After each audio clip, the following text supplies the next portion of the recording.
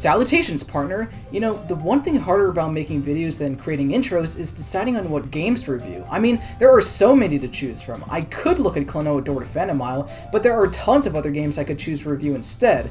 Plus, I'm pretty sure Klonoa is a dead franchise, so I'm not in much of a rush to review the series.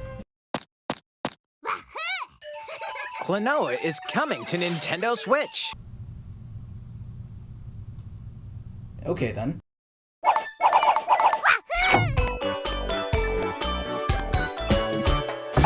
Klonoa is a puzzle platforming series developed and published by Namco with an incredibly passionate group of fans who adore this cat-dog-rabbit amalgamation thing. But first, let's get into how this thing got squirted out into the open. Development starts with a Mr. Hideo Yoshizawa, who directed this game and had previously directed a little series known as Ninja Gaiden. At first I thought, what? When I learned that these two series were under the same man, but the more I thought about it, the more it made sense. In case you don't know, Ninja Gaiden is a platforming series with some tight controls and a pretty heavy emphasis on story, far more than most games in the system and at the time, which certainly set it apart. And so, Yoshizawa wanted to create another game that would have a focus on story, which he felt other games still lacked. However, he would eventually become frustrated after realizing that turning a game into that of something like a movie isn't really possible. Games in the end will always be games, so attempting to make a movie-like game is kind of pointless. Yeah, Metal Gear Solid is like 80% cutscenes, but I don't think it would be the same without being the man behind the stealth. Same goes for Ace Attorney and a lot of other examples you may be thinking of. That in mind, Yoshizawa would change his goal to making a game with a story that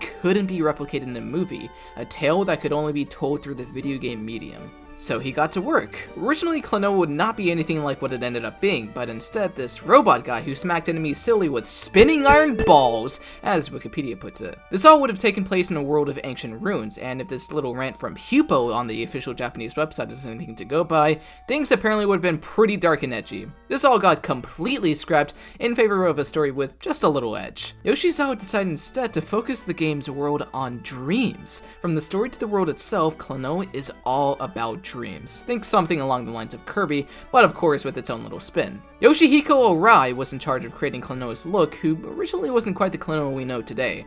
This guy would have had a shadow-like design whose name was Shady, what fun. Apparently Arai didn't like the design's lack of color and overall appeal, but to my knowledge there is zero art of this backed up online. Not that it matters because Arai would later create a new design and did he know this one? Meet Klonoa, a hybrid of cat, dog, and rabbit features without distinctly being one animal, but that's okay because he is a precious creature. His attire is a little goofy with that big old collar around his neck, but I don't care, I love him. You may know that this isn't Klonoa's current design. It got changed back in Klonoa 2, and over time, I've grown to like this design quite a bit as well. Still not as cuddly cute adorable, and frankly, we all know what we're thinking, so we may as well say it. He looks like a Sonic OC. But in the end, Klonoa is adorable, and that's all that matters. And with the theme decided on, as well as a main character, a video game was made with those two thingies. The gameplay was designed so that it was easy to understand, only requiring 2 buttons for its actions, and Yoshizawa was hopeful that the story of the game would hit well with its audience. And eventually, the game hit shelves on December 1997 in Japan and March 1998 in North America. Alright, now for my history of Klonoa. Door to Phantomile as of now is the only game I previously finished in the Klonoa series back in 2020, and I am a little ashamed of that. However, I loved my time with this game, and the very short amount I've played of Klonoa 2 was fantastic as well. Take it as you will, but I think the fact that I've only completed one game in the series, and I consider myself a big fan of the series, says something about its quality. When Fantasy Reverie series was announced in the Nintendo Direct of February 2022, I was pretty happy to say the least. Also, this video has officially been declared a free advertisement for Klonoa Fantasy Reverie series. I hope by the time you finish watching this video, 9 copies have already been ordered your way. Anyway, yeah, this game in particular will get a retrospective review, and I imagine that if I ever make a video in Klonoa 2, the same will apply there. We're gonna find out if Door to Phantomile is still a great game on his second playthrough as it was on a first. And one more thing before we finally get into the game itself, I am reviewing the PlayStation version of this game, not the Wii remake or the Fantasy Reverie remake. The latter isn't even out yet while making this video, but if it's anything like the Wii version, nothing significant will change. The gameplay, music, story, and all that will remain the same. The Wii version does have an English voiceover with a pretty split reception. I'll show off how the original voices can sound later on, but the dub can be jarring. Also, Klonoa's design was made closer to that of his modern design. They were originally going to change it even further, until a fan backslash whipped it right back. Honestly, if this was the design they used, then Klonoa's English voice probably would have suited him well, but alas, that's not the case. Anyway, the point is, any version of Klonoa is good, but I'm most used to the original PlayStation version, and that's what I'll be looking at. Golly, that sure was a mouthful, but let's finally get into it. I've made a save file and have entered my honest name. Let's explore the world of Phantomile.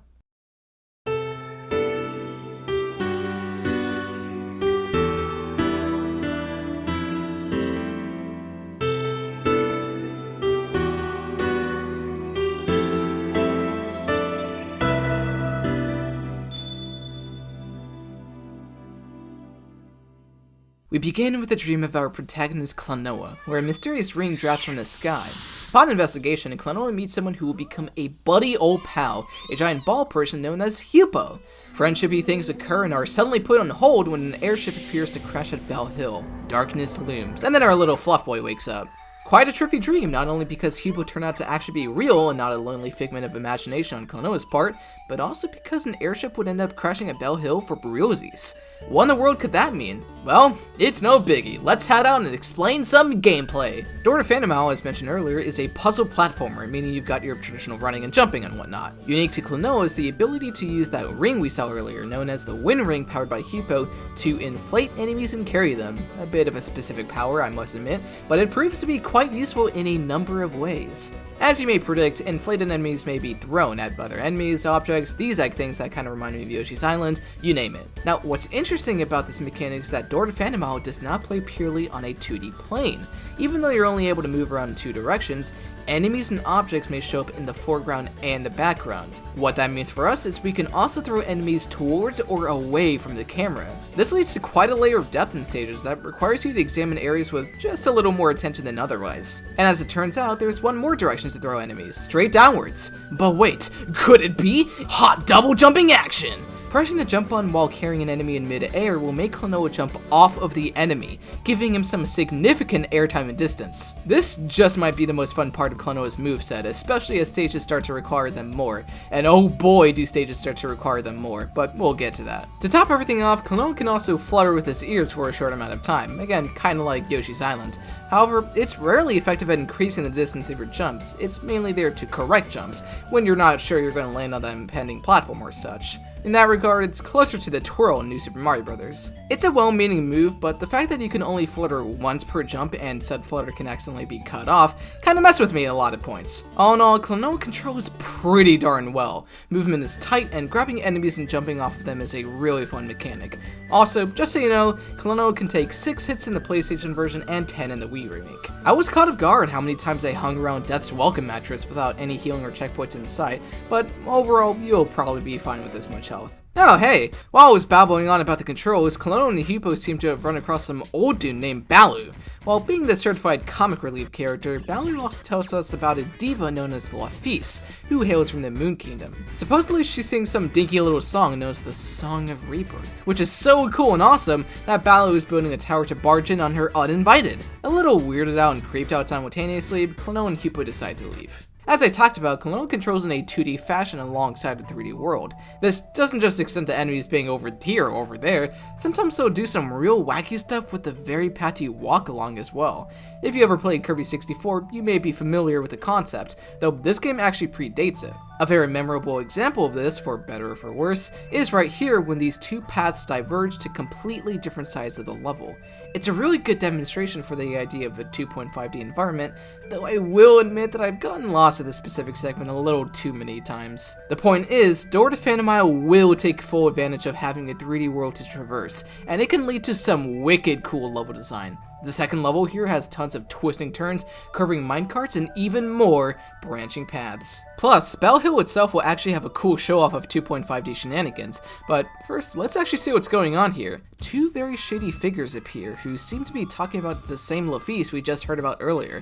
Apparently her Song of Rebirth has the power to save the world, and this guy is having none of that. Oh, also the guy in question is Gaudius. In case you couldn't tell, he's the big cheese of all the badness in this game, who plots to do all sorts of traditional villainy stuff.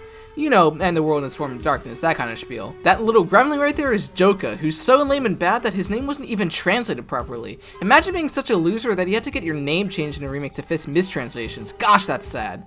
Anyway, Goddess and Joka were looking for Laphise, as well as something called a moon pendant. They found the former, but not the latter, so their plans to engage in a wide-scale amount of tomfoolery are postponed. Eventually, they figure out Klonoa and Hupo are eavesdropping, so Goddess leaves the scene with Laphise, and Joka is left to deal with us by summoning the one and only Rongolingo! Now, the big twist with bosses in Door to Phantomile. They're also in 2.5D. The majority of them are fought on a circular arena such as this one, and all have differing methods of how to attack them, while you have to avoid enemy attacks and such, of course. Rongolingo, as not so subtly hinted by Joka, is weak in the backside, meaning you either have to run around the arena to reach his bum and strike with an enemy, or let him jump over you to achieve the same result. Unfortunately, even if they are cool, bosses in this game are pretty darn easy. Easier than the stages for sure.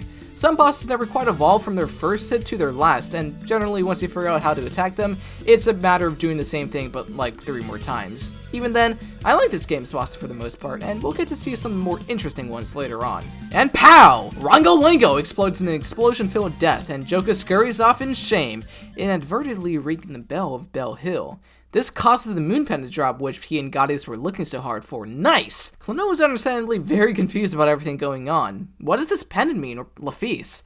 Like anyone would do in a situation like this, Klonoa builds up his energy and talks to his granddad. Grandpa tells him that the Moon Kingdom, plus the Moon Pendant and all that jazz, is all related to a legend whom people aren't sure is even true or not.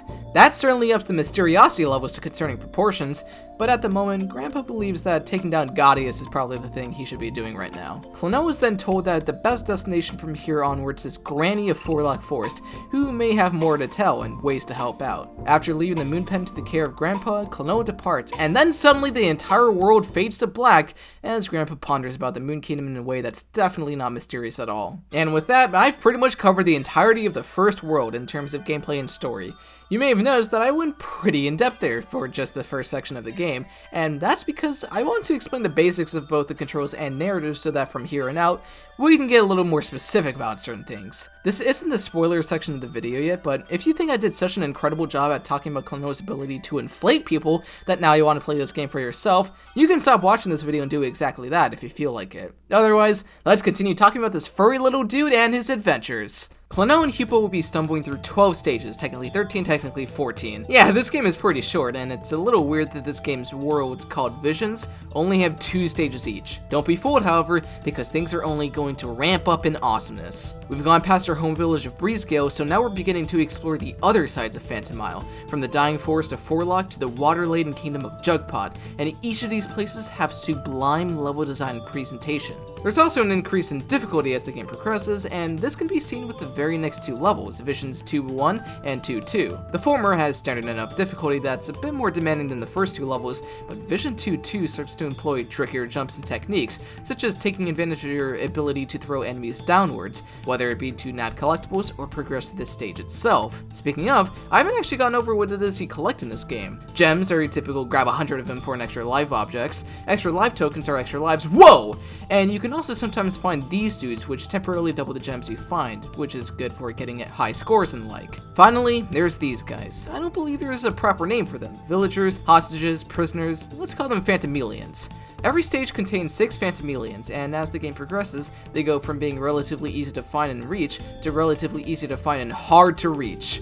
As such, these guys are more a test of skill than a scavenger hunt kind of deal. Think of the Kong letters from the Donkey Kong Country games. Though the game doesn't explicitly tell you, finding all the Phantomilians in the game will nab you an extra stage at the end of the game, also kind of like Donkey Kong Country. None of this is anything too complicated, and if you're out on the hunt for the Phantomilians, there is a good chance you'll be able to find them all. Just be warned that the game does not track them in their proper order, so you may have missed out on one when it doesn't appear so. Okay, you might be wondering, gee man, that sure sounds neat with all the Phantomilian guys and jug pots, but are the levels themselves particularly fun? Yeah! Despite the game only lasting 12 stages, technically 13, technically 14, each level has a great amount of detail placed into the level design, atmosphere, creativity, you name it. Because of the general advantages the 2.5D style level design brings, as well as a healthy amount of gimmicks for every area, Door to Phantomile's areas never dip into the still or unoriginal side of things, and will constantly do some real neat stuff. Sometimes the unique properties of a stage comes from the locale itself, like traversing a backwards waterfall, through caves to climb up inside, or in the midst of the rapids themselves. Other instances, a stage might have a different flow altogether, like Vision 3-2, the Stop to Gear. Here, you're basically exploring multiple smaller areas that continue to unlock upcoming parts of the level, such as by turning on the machinery that allows you to ride this wooden platform over here and reach higher grounds. Later levels discussed in the spoiler section go even crazier with unique ideas, and it's super cool. Even what I would consider my least favorite level in the game, Vision 3-1, Rebirth of the Force, has a neat focus on enemy throwing at these breakable blocks or interactable objects, even armored enemies, plus a unique segment where Klonoa is stuck onto a moving platform that has a totally different perspective to the rest of the game, requiring slick reflexes to avoid upcoming enemies and snag some gems. Also, and this is up to your interpretation if this is a pro or con, stages in this game are lengthy. Apologies for mentioning Donkey Kong for the third time, but Klonoa takes the Tropical Freeze approach of having a smaller amount of levels in exchange for said levels being jumbo-sized. At minimum, some levels will take around 5 minutes, and at most, they'll take closer to or maybe even more than 15. Of course, any stage can last a long time if you suck and blow at the game. If you're not a fan of longer levels in your platforms, this might be a hit against the game. However, I love when a platformer lets its levels breathe and fully flesh out its environments and ideas. Plus, this allows the designers to throw more cutscenes in and commit some good old exposition. That's actually how we went from 4 to Jugpod, because a soldier from over there informs us that the path to Granny is inaccessible at the moment, while also accidentally telling us that something's up with the King of Jugpod. So out of sheer curiosity, Klonoa and Hupo decide to head over there and make way to Jugpod Castle, and notice that the flow of water has reversed, which is causing the decay of Forest. Actually, I'm going to take a quick pit stop at Plot Station. Let's talk about an aspect of Door to Phantomile's story which I find both cool and underwhelming. It's characters. There are more characters than just Klonoa, Hupo, Gaudius, and Joka. You should know this already because we've seen both Grandpa and Balu. But in truth, every world has their own characters, named or not. As the most relevant example, Klonoa will help free a fish in Jugpod who later reveals herself as Chiral. Apparently over at the castle, something's up with her mother! And being the good boy he is, Klonoa offers to help out by getting a sweet ride on her back. Over at the castle, we find King Seedoff and Pamela, the mother of Chiral. Both of them were corrupted by Gaudius, which of course means Klonoa beats them up for a good couple minutes before they return to their senses, and knock Joka away in the process as punishment for being a loser. With everyone now on the same page, Seedoff agrees to normalize the flow of water and have Klonoa return to Forlok with Chiral to try to get to Granny again. Alright, that was pretty fun, and I really like these characters and this little bit of story. 2 of these characters never show up again until the end of the game. That is one of my only problems with this game. Characters are introduced, utilized for their respective stage, and then pretty much abandoned for the majority of the story. Without getting too deep into spoilers, a lot of these guys are never fleshed out past their introduction, which makes me sad because these characters are cool. I like these fish ladies in Man. Balu could have shown up more for occasional comic relief, but they don't. Now, it's pretty obvious why this is the case. The game is simply too short to give all of these characters the spotlight they deserve. I'll admit, if the game had the same amount of stages with the same length, but there were more cutscenes that utilize these characters, that would probably bog down the pace 4 metric tons and negatively impact the game all around. Now, from what I understand of Klonoa 2, and apologies if I'm wrong, that game introduces its cast from the start and utilizes all of them until the very end. I'm honestly not even sure if this would have been possible in Door to Phantomile due to where a lot of these characters live. You know, away from the starting village of Breezegale, but I don't know. It's one of the few things I wish could have been improved for this game that I otherwise view pretty highly. Now, hold on a moment. I can't go criticizing a game I enjoy. I need to go back to praising this game relentlessly. And what better way to do that than finally, talk about the presentation. Door to Phantomile is a lovely looking PS1 game, utilizing a mixture of 3D environments and 2D character sprites. The sprites are pre-rendered, not unlike the SNES Donkey Kong Country games, oh my god. Though things can get a little up close, things tend to look beautiful. Mostly the environments, but Klonoa himself has a great set of animations as well. Like golly, there are so many animations. Something that really impressed me the first time I played this game was how cutscenes were presented. The in-game engine is used for all but 3 cutscenes, so they are super seamless when they appear. Plus, most of them have their own custom sprites for the proper situation, like Klonoa looking in specific directions, having emotions, close-ups. This extends to Hupo and whoever else is relevant, and it is awesome. Also, shoutouts to every boss having a unique scene where Klonoa approaches that. I love that. By the way, one more thing that I am shocked I haven't mentioned at all yet.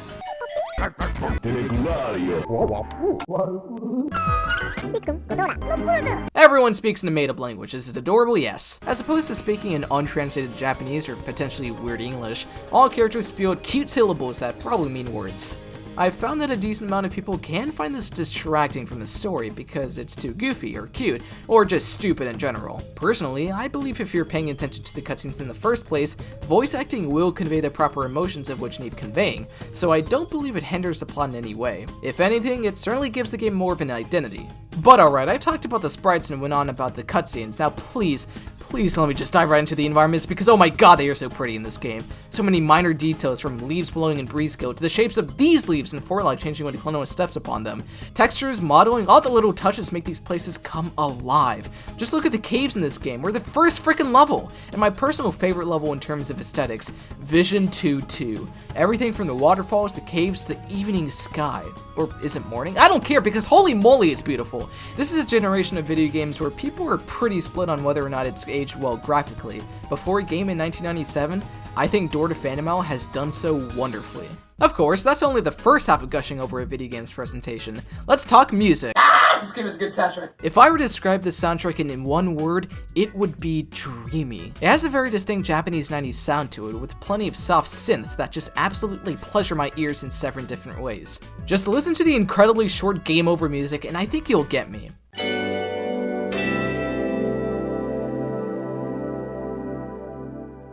Of course, those things people call traditional instruments are also used, like the flute and guitar in the first level song. On the other hand, techno music tends to play for boss fights and such, because, you know, evil. Now, I think one of the more popular tracks in this game would have to be Jugpot Falls. Goodness, this stage is perfect at everything. It's one of the more orchestral songs in the game, and it sounds almost strange in its melody, as if representing how curiously weird all these backwards water shenanigans are.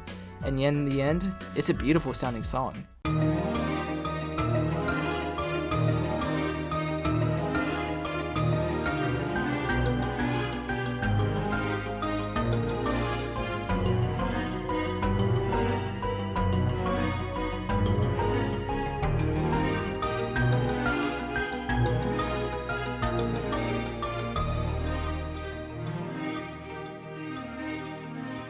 Cutscenes tend to have super chill music, including one particular song called Melancholy Soldier, used perhaps twice in the game. It starts decent and jolly, and then the music shifts so hard into pure bliss that I had to stop going through the cutscene just to listen to it.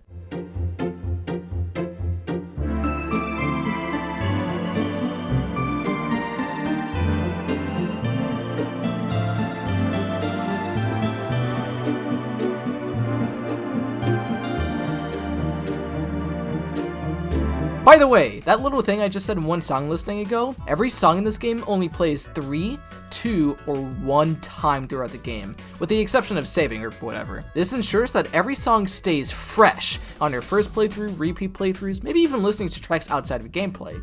How many songs are there? I don't know, right around 60! Yes, this is the origami king of video game soundtracks. There are an absolute buttload of songs to listen to, and yet none of them ever outstay their welcome, which equates to a superb soundtrack. Well, that got a little rambling near the end, but my point is, oh my god, I adore this game's soundtrack. And like I've done in the past, I'll play a couple more songs when we get to them. That's assuming you're here, that is! Yeah, so here's the thing. Remember when I mentioned I was going to get to the spoiler section of this video at some point? Well, that point is now, and we're finally covering the second half of the game. If you haven't yet played this game and you want to experience the more difficult levels and story during this portion of this game, please, oh please, skip this part of the video. So, where are we anyway? Answer, beating up Joko for the 17th time, but this time at Forlock. Yep, we finally arrived and found our way over to Granny. After a big wave of thanking passes from her lips, she tells us that the moon pendant is the key to reaching the moon kingdom that we've heard so much about. To move on, we must go to an airborne place known as the Temple of the Sun, which is where the moon pendant shall reside. That's pretty cool, we thinks, but then Granny goes, "Hey, where do you keep that moon pendant anyway? Oh, we left it at Grandpa's. Oh, piss off, Joka." Yeah, the guy was listening in on the conversation, I guess as payback for us kind of doing the same exact thing back at Bell Hill. Now he's off to steal the moon pendant, which in my personal opinion is incredibly bogus. So off Klonoa and Hupa go through the ruins of the Wind Kingdom to make it back home before Joka does. Huh. Well, things just got a whole lot more frantic. Vision 4-1, A Village in Danger, is far more eerie and dangerous compared to anything we've just gone through. Gray is the stage's favorite color, and it makes for quite the contrasting stage. You can tell things are serious business because there's even spooky ghosts! Oh no! The music does a fantastic job at setting the tone, which has a real sense of emergency in its melody and instrumentation. It even takes part of Vision 1-1's track and turns it from a joyous or fun-filled romp into a tense, unnerving panic. Also, some of these Phantomilans are getting really difficult to acquire, gosh darn. At this point in the game especially, Door to Phantomile expects you to know what you're doing and do it right. You must master the art of the double jump or else experience mild frustration. But I think as Klonoa progresses through the Wind Kingdom and Hurry, things start to get just a little better. Vision 4-2 is more colorful, grass makes its long-awaited return, and the caves are a rich blue than the muted gray they were before. Even the music, which is still a little hectic, carries a bit more whimsy and hope in its stride. Also, this is that stage I was referring to when I talked about the flutter kind of sucking at times. I hate this little segment here that I'm ashamed to have died at several times. But after clearing through steep slopes, caves, and bones for whatever reason, we make it home. Oh yeah, we made it home before Joka did, and Grandpa along with the moon pendant are safe. Woohoo! We did it, guys! Am I right? Right? Right?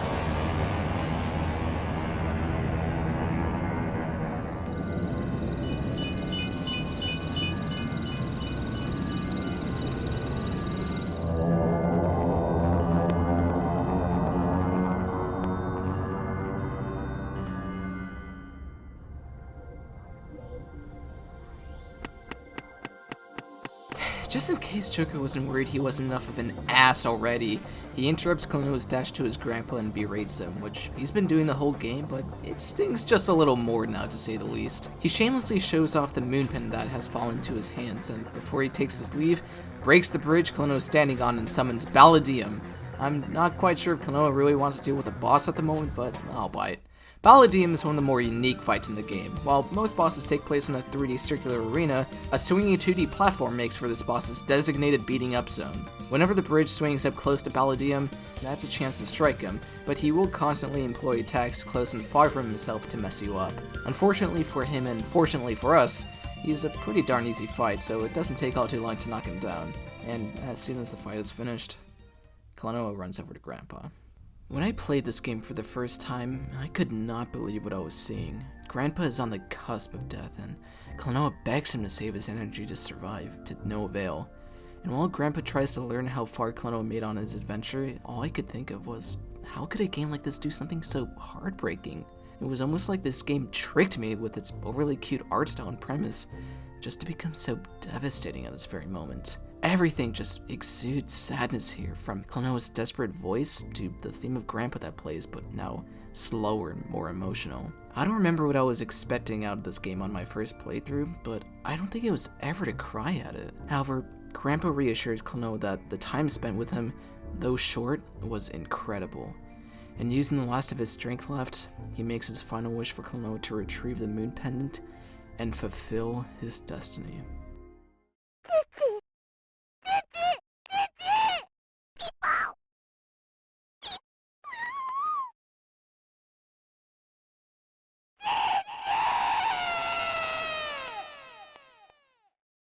And now what? Grandpa's dead, and we need to retrieve the moon pendant, but where in the world are we going to go? Suddenly, Klonoa is blessed by the power of flying fish ladies. Pamela from Jugpot arrives, who can fly? Well, that is unexpectedly rad. She heard from the local Jugpotters that we need help, so she offers a flight to the Temple of the Sun. Yeah, that place Granny mentioned we needed to go. Joe could probably overheard that part as well, so the Temple of the Sun it is. Off Klonoa rides into the clouds, hoping to avenge Grandpa and fulfill his destiny. Here we are, the Temple of the Sun, Coronia. Pamela decides to be square and drop us off here instead of at the end of the level, so we head inside to meet up with fellow Solar and Soleil, two very strange priests of the temple. As we expected, some bad-looking fellas have intruded upon Coronia and messed things up a notch. To progress on forward, we need to recover the 4 orbs of the temple and place them on those pedestals, and the door onwards will open. So off we go, and would you believe me if I said the game got more difficult here? Okay, it's not exactly necessary to mention that every succeeding level is harder than the last, since that's kinda sorta how the majority of video games operate, except for Castlevania Symphony of the Night. But it's really worth mentioning now because a lot of people have made note of this game having a pretty surprising jump in difficulty, and in my opinion, it becomes noticeable here. Armored enemies, timed flamethrowers, insta-kill lava, and some tight jumps really seal the deal here. Also, this jump sucks and I hate it, and upon rewatching this, I just realized how I was supposed to approach this, but I still hate it. Ugh, blank! This part is kinda stupid too. Anyway, this level is actually quite unique compared to the rest of the game. Basically, you can get any of the 4 orbs in whichever order you want, and it's made very clear which paths to lead to which orbs and their respective challenges.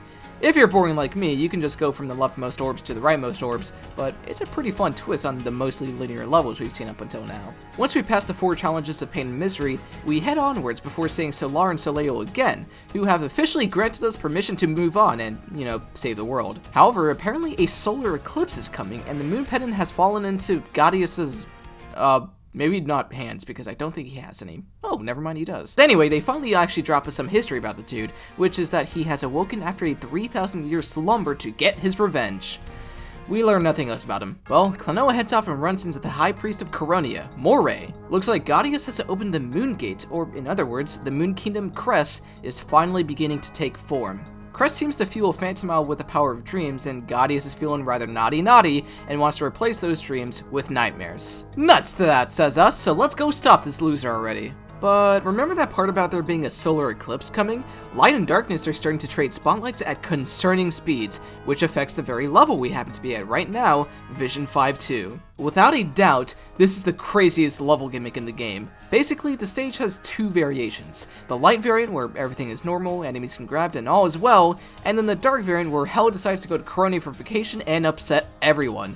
Enemies are now invincible and must be avoided at all costs or else suffer a boot to the head. There are even enemies that only appear during darkness just to make life ever the more funnent. Here's the catch, however. It must be dark for these special platforms to be solid, so you need to make the most of your time in either light or dark to use enemies or be able to cross otherwise impossible gaps respectively. This level can get wild to say the least, and whether you're currently outdoors or indoors where darkness doesn't show up, there are so many tricky jumps and enemies to get past. Look at this and that! Also, one of the funniest / coolest bits in the game can be discovered and admired in this very level. Basically, this ledge up here requires jumping off of an enemy, as per usual the entire game. Okay, so then you need to find an enemy to grab, no biggie. Problem is, the upcoming section, no matter if it's light or dark, has invincible enemies that cannot be grabbed. All enemies except for one, and that's this guy behind a cage which you need to deactivate via multiple switches. So you have to avoid all of these enemies and then nab your chance to grab this particular guy, return back to the ledge, and then jump off of him to progress. That's super cool if you ask me, and I will ask myself, I think that's super cool. Also obligatory, this stage looks really pretty, look at the clouds. After a while, Klonoa and Hupo make it to the top, finally running into Gaudius. Yup, it's been confirmed. He wants to plunge the world and everyone in it into darkness. How nice. And it kinda sorta seems like he's getting uncomfortably close to reaching this goal. He's got the moon pendant, the Moon Kingdom is about to be summoned, and also this lady's just inside of him, which I kinda forgot about. Before any planned stopping can be made on Klonoa's part, Gaudius leaves to do some planned commencing, leaving us with Joka. Well, this is it. Every other time we've encountered him, he'd always summon a monster to do the fighting for him. But this is it. A definitive battle, a 1, technically 2-on-1 between Klonoa and Joka, and a chance to avenge Grandpa. I don't really like this fight that much. Okay, it is certainly a unique fight in the sense that after you damage the guy enough, he becomes invincible using the light-darkness gimmick we've been seeing this whole level. To revert him back to a form in which we can knock, you need to run across the arena you're on until all these blocks over here turn yellow, and each time you deal with this phase, you have to touch each block more times. Cool idea, I guess? However, I'm kind of biased against this fight because in my first attempt against him in this recording sesh, I died to him right before the final hit. That annoyed me to say the least. Also, this is the only boss I actually died against, lol. I feel the fight should have been 1 phase shorter because after dying to him, you start to realize the actions you make to fight him barely change at all, and it's kinda lame. At least it's fitting that the most annoying character would have the most annoying boss fight, Luckily, we commit murder on him. And before being gone for good, he gives Klonoa one final reminder that the Moon Kingdom is soon to awaken and that the world will be plunged into darkness. That blows. Ooh, look at FMV. Using the power of the Moon Pendant and then the power of the 3 kingdoms? Crest the Moon Kingdom is brought from the literal bottoms of the earth and appears. Darkness does that thing Joko was talking about, and Klonoa is pissed. Luckily, Pamela shows up right at the perfect moment, and it seems like we're finally going to the place we've been hearing about since the beginning of the game. Let's head to the Moon Kingdom.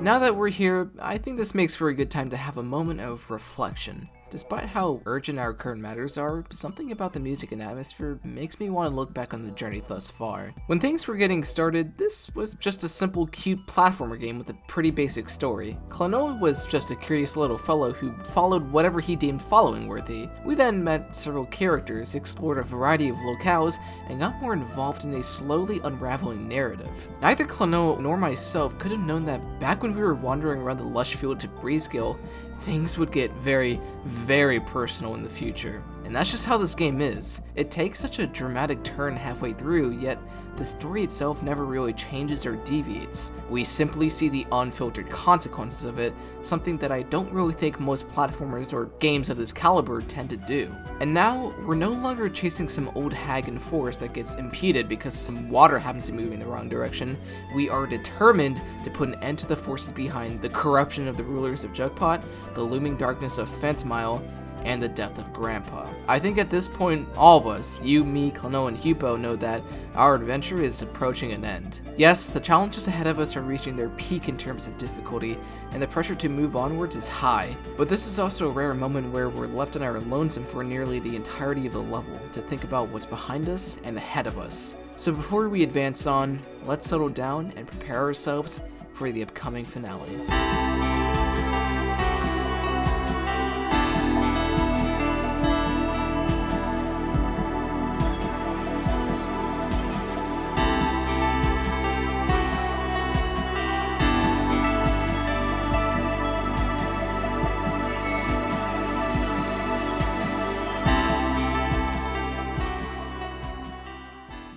The time has come. We're now at the heart of the Moon Kingdom, the Prism Corridor.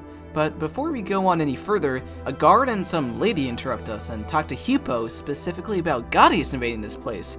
That's some important stuff indeed, but these are clearly some pretty darn important dudes of the Moon Kingdom, so why are they talking to Hupo specifically? Plot twist alert! The lady we see here is actually Hupo's mother? Wait, so if that's the case, what exactly is the deal with Hupo? He decides no more hiding. It's time to reveal who he truly is.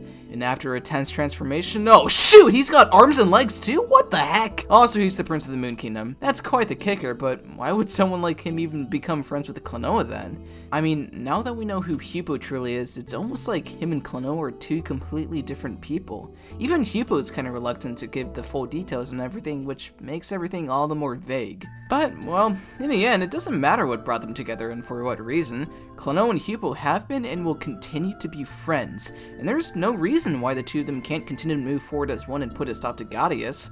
So Hupo reverts back to his far nicer looking ball form and says goodbye to his mother and that other guy there, because we are off. Vision 6-2 is hard balls. It shouldn't be any surprise that the final level of the game will feature the most difficult platforming challenges, even coming off of the ones we had to deal with in the previous level. But man, do they take it to the next level here. Bottomless pits are this level's pastime, and there are so many opportunities to fall into the spacey cosmos of doom down yonder. And you know how this game has trained you to master double jumping up to this point? Holy crap, do you need to have mastered double jumping up to this point. Chain double jumping is especially common here, and in many cases, failure results in death. And here we have the segments in the game that gave me serious trouble back on my first playthrough. You gotta hit all the switches in a short amount of time to open the path forward, but eventually the switches reset if you can't activate them fast enough. Planning, execution, and fast reflexes are all required to get past these successfully, because you have a shockingly small amount of time to perform your stuff. But dang it if it isn't satisfying when you do pull it off. It really feels like your skills you've been building up have culminated to a level of unmatched awesomeness. There are so many giant enemies, switches, glitches, invincible enemies, awkward means of defeating enemies, awkward means of moving past enemies, and a stupid freaking segment that is easily the most difficult portion of the game, holy crap, all crammed into this final stage, but none of it is up to snuff with our swag. Finally, it's time to deal with Gaudius. While we're in the process of totally teleporting our bodies over dude, Gaudius mutters something about a dream that cannot be corrupted, impeding on his darkness-covering schemes. Odd, but blam! Here we are! Now is where Gaudius' plans related to the swarmifying of darkness are all but confirmed. He plans to summon the creature of Nahatum, who he will corrupt with the power of nightmares to destroy the world for good. So why is Gaudius doing this in the first place? Well, imagine revenge, but like on a really huge scale. So because he got pissed from being asleep for 3,000 years, he just doesn't want anyone or anything to live anymore. Yeah, he's so angry about this little incident that he's willing to erase himself in the past just so a world of dreams no longer exists. That is pretty hardcore, not gonna lie. Unfortunately for him, we are having none of that. So, we're gonna do it. I know what you're thinking, and it's finally happening. We're about to have the most forgettable fight in the game that I don't even feel like describing. What the heck? Oh hey, Gaudius got slaughtered. Well, that's nice, and you can tell that's for real because everyone came along here to celebrate. And yes, this is what I was talking about when I said many characters do show up at the end of the game. It's nice, but I still feel like their personalities aren't really shining through here. Also, Cairo can fly too, apparently. Anyway, that's it! That's the game, and Klonoa and Hupo plus all their friends are free to run along home and do all sorts of happy— oh crap, Gaudius is alive. So, we didn't actually see a Nahatum arise like Gaudius was rambling on about, and now we're about to. And Nahatum bursts from its egg, resulting in a pretty large wave of uh-oh from everyone. Well, we've got to do something, so everyone scurries off, and Klonoa does the same, before being stopped by Hupo. According to him, that strange uncorruptible dream Gaudius was speaking of that was disturbing him is Klonoa. What? Thinks him, but we don't exactly have the time to discuss that, so the two of them ride on Cairo and get off and going. Everyone is here, and everyone is ready to beat up a corrupt, nightmarish beast monster guy as a team. Nahatum is a 3-phase fight, with the second phase being more of a basic boss, while the first and third are pretty similar and are loads more interesting, so that's what I'll be babbling on about. 5 of your lovely little friends circle around Nahatum, equipped with these big old things called moon cannons. The catch is, they can only be fueled by the power of moos! Oh yeah, these things are called moos. What this means is you're throwing enemies into their cannons to fuel them up, and prepare for one big blast. While the first phase is a good introduction to this concept, the third phase is probably the best fight in the game, both in terms of creativity and difficulty. Nahatum is more dangerous this time, and thus your friends hang around the bottom of the arena instead of right next to the big nightmare man. The platform you run across is also separated into 8, so what you have to do is grab enemies and throw them straight downwards when the moon cannons align to achieve the same effect as before, greatly increasing the challenge of the fight, and I think that's incredibly cool. Since double jumping and enemy throwing are things you've been doing the whole game, I think it makes perfect sense to utilize these at the tail end of the game. Also, these platforms are destructible, meaning you have to keep your eyes utterly peeled to ensure there will always be a safe ground available and that you don't fall into the starry abyss below. All of this combined makes for an excellent final boss that makes proper use of your skills in platforming and combat, and is a very satisfying way to end the game. Wham! The moon cannons are fired. One last hit and Nahatum is donezo. Hupo decides that in order to take it down, Klonoa needs to use him as a wind bullet to save the day. After a little hesitation from Klonoa and some reassurance from Hupo, the two agree and make one final attack. Nahatum is down. Klonoa and his friends stand silently until Lafitte the Diva is finally freed and floats on down. Aw, yeah! The day has been saved! And yet Klonoa feels pretty darn lonely right about now. That is, until he hears a voice behind him. Hupo survived the blast and scared Klonoa for nothing. Sweet! Weak and injured, he just barely catches Klonoa's grasp, but an overwhelmingly strong friendship between the two ensures that their grip will stay tight.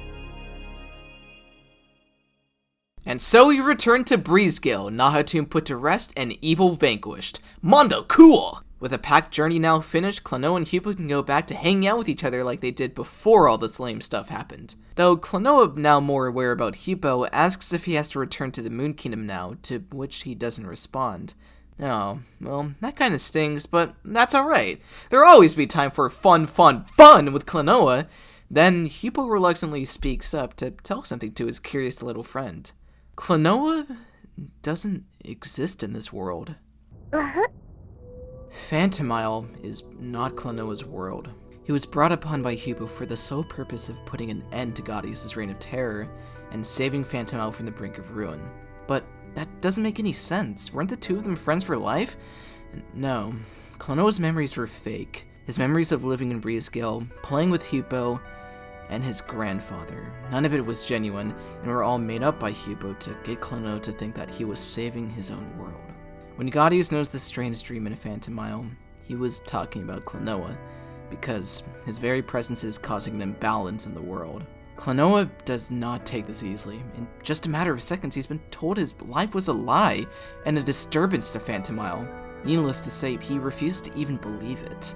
Unfortunately, what he chooses to believe doesn't matter. When Luffy sings the Song of Rebirth in an attempt to undo everything Gaudius did, Klonoa will be forced to exit Phantomile. Despite his desperate pleas to stay in this world, nothing could be done to change this. And before guilt-ridden Hugo has the chance to say anything, the Song of Rebirth plays.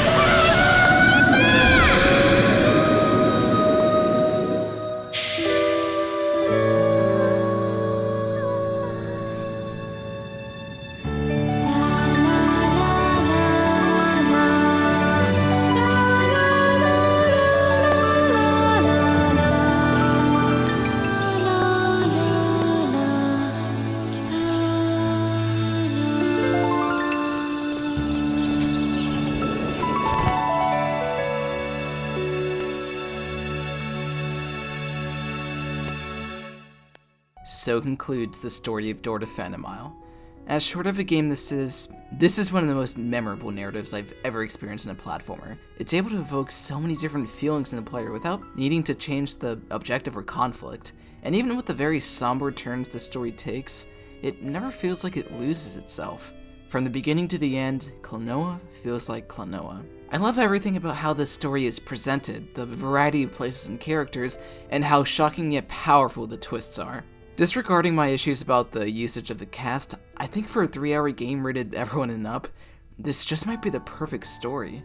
And I also want to mention something that I find really fascinating about this game's plot. I read this from another interneter who I completely agree with. Door to Phantomile is the result of taking your average happy-go-lucky platforming mascot and finding out what happens when you destroy the poor fellow. Instead of just being a hero who saves the day in the end, we see one who does that, but suffers the consequences of the circumstances that brought him here. In a simplified version of Door to Phantomile, Klonoa would just be some guy who travels from world to world, defeating the monster of the week that comes his way. Instead, we get someone who's utterly heartbroken when a world he was convinced he lived in all his life didn't need him anymore. And I suppose that's what makes the story so strong for me. The premise is very traditional, but it explores the good and bad of the situation dealt to Klonoa. You know, it's kind of like Pokemon Mystery Dungeon. Holy crap, how did I go this entire video without making a comparison to that? But unlike Mystery Dungeon, there's no happy ending. After Door to Phantomile, Klonoa and Hugo never see each other again. I think. However, as sad as some moments were in our adventure, it's also important to remember the good times we had. Remember when we heckled Joka to death? When we rode on a fish lady's back repeatedly? When our journey began? Every place and every character, even the bad dudes, brought us happy memories to remember them by. And don't forget, even if Klonoa had to end his life in Phantomile in heartbreak, new memories would be created in another world. This tale was full of memories, sad and good, and the way I see it, I wouldn't have it any other way.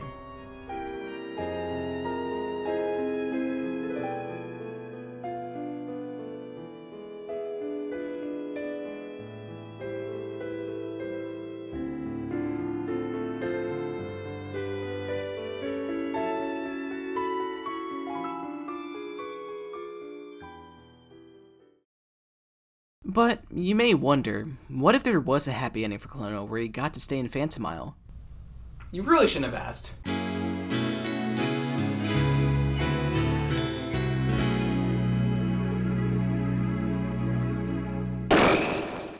People of all, your reward for rescuing every Phantomilian in the game is this hell of a stage. Baloo actually finished that tower from the start of the game is on a mission to run along to Luffy's, to which we say, don't do that. He does it anyway, so it's up to us to run up to her before Baloo does. Also, Baloo sucks nuts and balls apparently, because he built this tower to be the most difficult stage in the game. You see these 9 extra lives they hand you at the very start of the stage? This is symbolic of the pain and misery you're about to experience. On an unrelated note, this might actually be my favorite stage in the game. It is pure platforming funk with complete disregard for natural looking level design, and there's even a timer to see how fast you can finish the level. The challenges you have to endure here are tough and brutal, yet deliciously creative and fun to persevere through. Chain double jumping across stretches of lava, grabbing propeller enemies to manipulate your momentum just right to get on through, and so much chain double jumping. Did I mention that already? Who cares? I love the type of levels that are hard not for the sake of being hard, but the devs just having a bit too much fun testing your skills. You know, like the Japanese version of Super Mario Bros. 2. Actually, that might be a bad example, but my point still stands.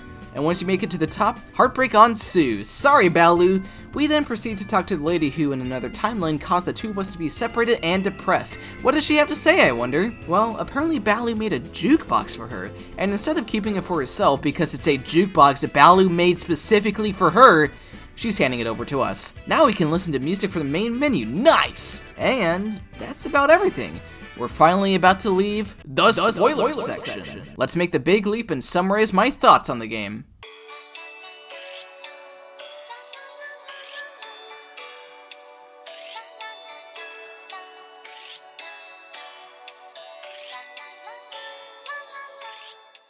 Hey people who skipped the spoilery stuff of the video, you got to avoid watching half of the video, and I'm sure those who did watch it are rather envious of you. Anyway, it's time to give my final thoughts on the game.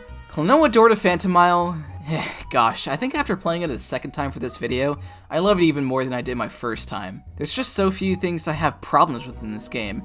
The controls are great, the level design is amazing from the challenge to the atmosphere, and the story, well, you spoiler watching folks know how I think of the story, but if you don't, I love it a lot. Also, that soundtrack is pretty good. By the way, since I haven't really talked about it much throughout the entire video, the Wii version is a very faithful and good version of the game as well. There are some things I like more about it, some things I like less about it, mostly graphically and story related respectively. All you need to know is that this one stage looks gorgeous in the Wii version. But, okay, what issues are there in Door to Phantomile? Well, some parts of the story may feel underwhelming, a couple stages may not have the same impact as others, and the game is very derivative. And while that's not a negative necessarily, it can mean the game isn't particularly groundbreaking to some. And here's one thing I noticed while writing the script. You know how I referred to this game as a puzzle platformer multiple times? Not gonna lie, this game doesn't really have much in the puzzle department. There's this, kinda this, and that's about it. Future Klonoa games, and especially the GBA games from what I hear, are far trickier and require more brainpower to get on through, while Door to Phantomile is basically a regular platformer. However, any flaws this game have absolutely do not distract from the many things I love about this game. In just playing this game twice recently, I can say this is probably my second favorite PS1 game next to this beauty of a gem, and one of my favorite platformers in general. I am aware this video got very rambly at several moments, but I really hope it shows you just how much I love this game, and I absolutely recommend it to you. Who knows, maybe to you it will be just an average platformer that really did not deserve the constant praise I gave it, but even then, you should give it a shot and see what you think. This is one dream everyone deserves to experience. Wowzers, I just finished my third game review, and there was a whole lot of gushing about some furry in it. Well, that was my first time looking at platformers, so I'm sure things got a little messy towards the end there. So I'd really appreciate some advice on how to better present myself if I decide to look at another platformer in the future. Also, there's a comment down yonder that's basically me saying the exact same thing, so please be sure to respond to it and also feature at least one swear word while you're at it. Anyway, I've got some big news for you. I've been playing Garfield Kart for the past year and a half, and I promised the world and a few of my friends that once I reached 69 hours, I would make a full-on review of the game. Unfortunately, as you can see, I'm not quite there yet. I know, I'm just as disappointed as you are, but don't fret! Very soon I'll be traveling to a mystical land, which I hear go by the name of Massachusetts, to train myself to get those last few hours. Wish me luck, boys! Also, I'm going to end this video now. Valedictions!